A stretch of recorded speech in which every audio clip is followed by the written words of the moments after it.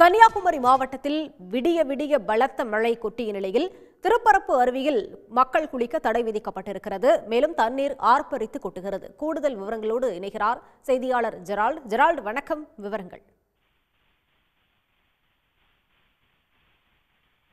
வளிமண்டல மேலடுக்கு சுழற்சி காரணமாக தென் தமிழகத்தில் பருவமழை பெய்யும் என்று வானிலை ஆய்வு மையம் ஏற்கனவே அறிவித்திருந்த நிலையில் நேற்று முன்தினமிருந்து குமரி மாவட்டத்தில் லேசான சாரல் மழை பெய்ய துவங்கியது. ஆனால் நேற்று அதிகாலையில் இருந்து குமரி மாவட்டத்தில் அனைத்து பகுதிகளில் மழை என்பது தொடர்ந்து பெய்தது. அதே நேரத்தில் மதியத்துக்கு பிறகு கனமழை என்பது கொட்டி தீர்த்தது. இந்த மழை விடிய விடிய தற்பொழுது வரை பெய்து வருகிறது. இதன் காரணமாக மாவட்டத்தில் அதிகபட்சமாக திருப்பரப்பு அருவியில் 182 மில்லிமீட்டர் மழையும், துர்லோடு பகுதியில் 160 மில்லிமீட்டர் மழையும், பேச்சிப்பாறையில் 115 மில்லிமீட்டர் மழையும் பதிவாகியுள்ளது.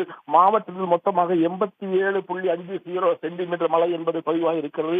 இதனால் மாவட்டத்தின் முக்கிய அணைகளான பேச்சிப்பாறை, பெருஞ்சாணி, சிற்றாறு, ஒன்று சிற்றாறு என்ற அணைகள் வேகமாக நிரம்பி வருகின்றன. இதையொட்டி பேச்சிப்பாறை அணையின் நீர்மட்டம் 48.38 அடியாகவும், 77 அடி கொண்ட பெருஞ்சாணி அணையின் நீர்மட்டம் 56.95 அடியாகவும் உயர்ந்துள்ளது.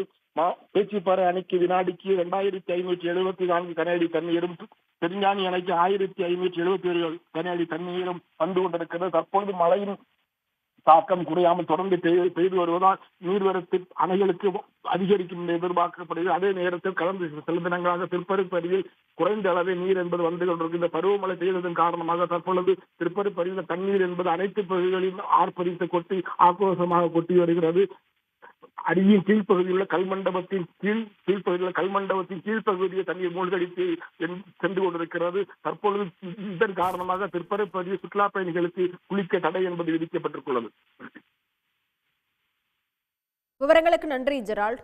உடனுக்குடன் செய்திகளை தெரிந்து கொள்ள சன் நியூஸ் பெல் ஐகானை கிளிக் பண்ணுங்க.